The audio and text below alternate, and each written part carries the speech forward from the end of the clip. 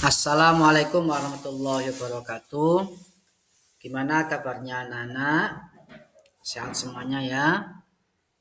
Tentunya semoga harapan Pak Ainul, semua peserta didik, semua siswa kami, semuanya anak-anak dalam keadaan sehat walafiat. Maka dari itu mari kita berdoa, mungkin teman-teman kita yang masih sakit ya segera untuk diberikan kesembuhan, dan kita dalam materi ini mendapatkan ilmu yang manfaat dan barokah. Al-Fatihah. Nah, ini anak-anak, ini adalah materi anak-anak. Pak Ainul akan menjelaskan tentang materi, yaitu tentang mawas diri dan introspeksi dalam menjalani kehidupan atau iman kepada malaikat Allah. Pada materi ini Pak Ainul menjelaskannya yaitu peserta didik dapat menjelaskan pengertian beriman kepada malaikat dan tugas-tugas malaikat dengan baik.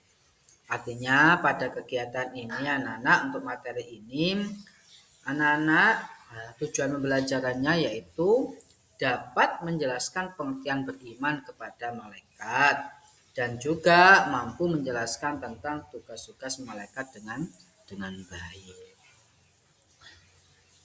Artinya gitu ya anak-anak, bisa dipahami. Dan selanjutnya anak-anak, mari kita bertafakur tentang materi ini.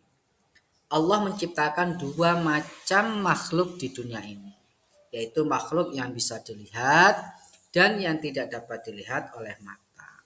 Contoh, makhluk yang dapat dilihat oleh mata diantaranya adalah manusia, hewan, dan tumbuhan. Sementara makhluk yang tidak dapat dilihat atau makhluk gaib antara lain adalah malaikat, jin, dan setan. Artinya anak-anak, Allah ini menciptakan dua makhluk. Makhluk yang pertama adalah kasat mata, yang kedua adalah tidak bisa dilihat. Kalau kita ini semuanya adalah makhluk termasuk yang bisa dilihat. Namun kita juga tidak bisa melihat makhluk Allah yang lain, yaitu secara gaib, yaitu tentang malaikat, jin, dan setan. Nah, malaikat, tapi untuk materi ini anak-anak sesuai dengan tujuan tadi, kita akan belajar tentang malaikat. Nah, apa malaikat? Malaikat itu sangat patuh dalam menjalankan perintah-perintah dari Allah SWT. Mereka selalu bertasbih dan berzikir kepada Allah. Oleh sebab itu, apabila kita beriman kepada malaikat, harus merasa malu kepada mereka yang selalu memuliakan Allah dan patuh dalam beribadah. Nah, kita juga begitu anak-anak. Kalau malaikat Allah itu selalu patuh, kita juga sebagai makhluk ya kita harus patuh kepada Allah, ya. Dan selalu kita juga meminta ampunan kepada Allah, banyak dosa-dosa yang kita perbuat tiap hari. Nah, kemudian anak-anak, titik fokus pembelajaran untuk materi ini, fokus itu apa sih anak-anak? Jadi paling inti, kata kunci. Nah, kata kuncinya apa untuk materi ini? Yaitu tentang iman kepada malaikat. Kemudian yang kedua adalah tugas-tugas malaikat. Jadi kata kuncinya dua, iman kepada malaikat, kemudian tugas-tugas malaikat. Tentunya anak-anak kayaknya sudah tahu ya, sudah belajar dulu mungkin di SD atau di MI-nya. Ini materi ini saya yakin pasti sudah disampaikan, namun mungkin kurang detail. Nah, hari ini kita akan fokus pembelajaran hari ini adalah lebih detail lagi. Nah, pengertian iman kepada Allah. Apa sih iman itu? Iman itu artinya percaya. Dan jadi kalau beriman kepada malaikat Allah, berarti kalau kita beriman kepada malaikat Allah, berarti apa? Iman kepada malaikat berarti mengakui keberadaan mereka yang selalu taat kepada Allah. Malaikat diciptakan untuk mengabdi kepadanya. Sebagaimana Quran surat Al-Anbiya ayat 21 sampai ayat 19 yang berbunyi walahu man fis samawati wal ard wa man indahu la yastakbiruna an ibadatihi wa la yastahsirun. Artinya, dan miliknya siapa yang di langit dan di bumi, dan malaikat-malaikat yang di sisinya tidak mempunyai rasa angkuh untuk menyembahnya dan tidak pula merasa letih. Jadi malaikat itu diciptakan oleh Allah untuk patuh kepada Allah dan mereka tidak merasa letih dan tidak pernah membangkang. Nah, itu pentingnya anak-anak, ya. Kita sebagai makhluk manusia, ya setidaknya kita kalau beriman kepada Allah harus memetik pelaksanaan atau metik perbuatan malaikat yang salah satunya adalah selalu berzikir. Ya, kita juga begitu. Selanjutnya adalah sifat dan perilaku malaikat antara lain selalu taat kepada Allah.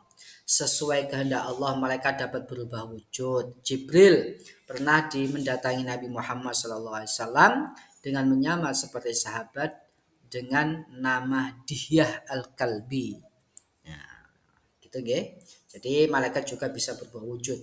Yang selanjutnya tidak makan dan minum. Nah, tidak seperti kita ini.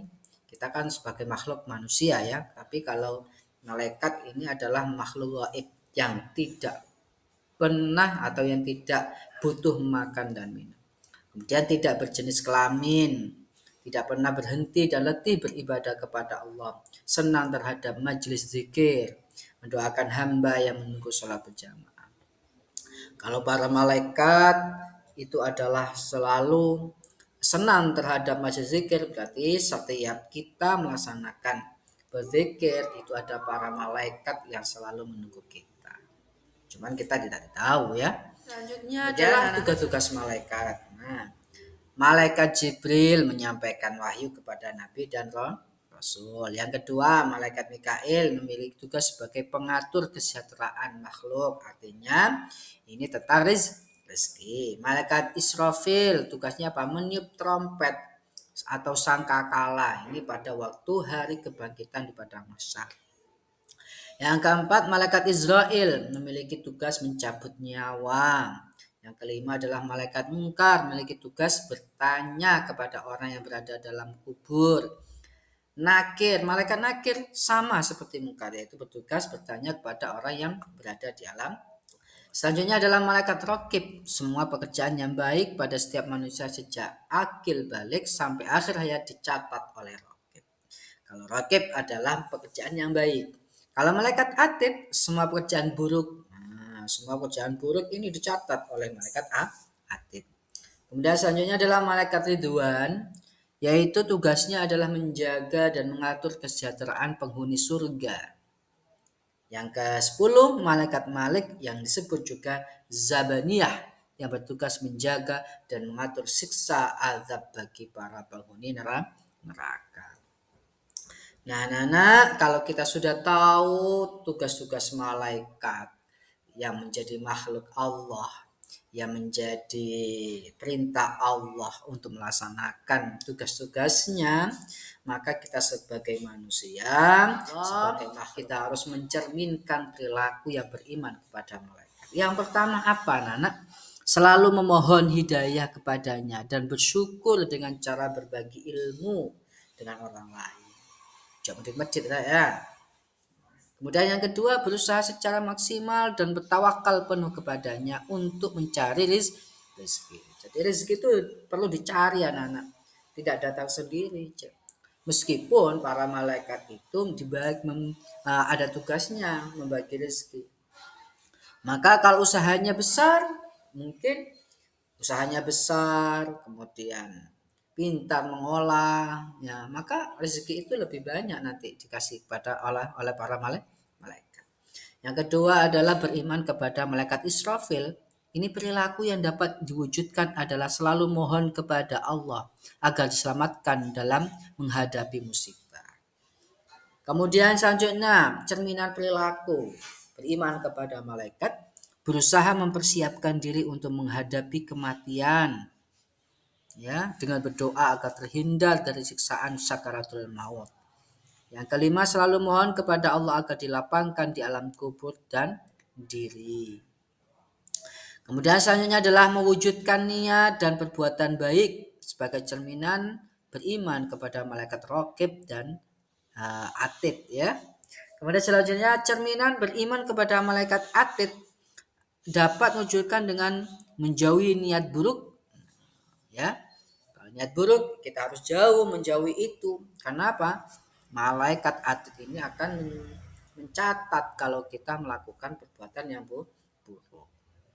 Kemudian selanjutnya adalah beriman kepada malaikat Ridwan, memohon kepada Allah agar bisa dimasukkan di surganya.